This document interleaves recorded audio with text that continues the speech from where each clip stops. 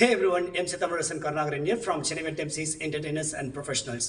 ஒரு corporate team outing பண்ணும்போது எனக்கு இது மாதிரி வந்து ஒரு ரவுண்ட் டேபிள் செட்டப் இருக்குன்னா usually don't prefer doing team outing there. Don't prefer in the sense அந்த செட்டப் வந்து நான் ப்ரிஃபர் பண்ண மாட்டேன், அதை மாற்றிடுவேன். எதுக்காக அப்படின்னு பார்த்தீங்கன்னா, என்னோட ஃபர்ஸ்ட் கேமே வந்து அவங்க சர்க்குலராக நிற்க வச்சோ இல்லை சர்க்குலராக உட்கார வச்சோ அங்கேருந்து தான் நம்ம வந்து ஐஸ் பிரேக்கர் கேம் ஸ்டார்ட் பண்ணுவோம். இது மாதிரி ரவுண்ட் டேபிள் போட்டு உட்காந்துருந்தாலோ இல்லைனா வந்து தேட்டர் ஸ்டைலில் உட்காந்துருந்தாங்களோ அவங்களால ஒரு மூவ்மெண்ட் கொடுக்க முடியாது. நடுவில் ஏதோ ஒன்று அவங்களுக்கு வந்து ஒரு டிஸ்டர்பன்ஸ் இருக்கிற மாதிரி இருக்கும், ஒரு தடை ஹேர்டில் இருக்கிற மாதிரி இருக்கும்.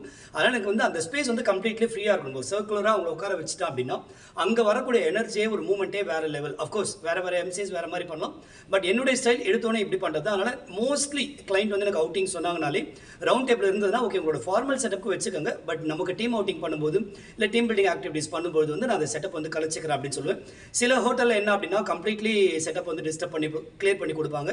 சில இடத்துல இல்லைங்க பண்ண முடியாது, கொஞ்சம் அட்ஜஸ்ட் பண்ணிக்கன்னு சொல்லுவாங்க. அதனால் என்ன பண்ணுவாங்கன்னா கொஞ்சம் இது லெஃப்ட் சைடில் ரைட் சைடில் இப்படின்ற மாதிரி மூவ் பண்ணும். But what ever it is, preferably ஒரு சர்க்குலர் ஷேப்பில் உட்கார வச்சு ஆரம்பித்தோம் அப்படின்னா அங்கே இருக்கக்கூடிய எனர்ஜி கம்ப்ளீட்லி டிஃப்ரெண்ட். அது அப்படியே வந்து எண்டு வரைக்கும் அந்த எனர்ஜி வந்து எடுத்துகிட்டு போக முடியும்.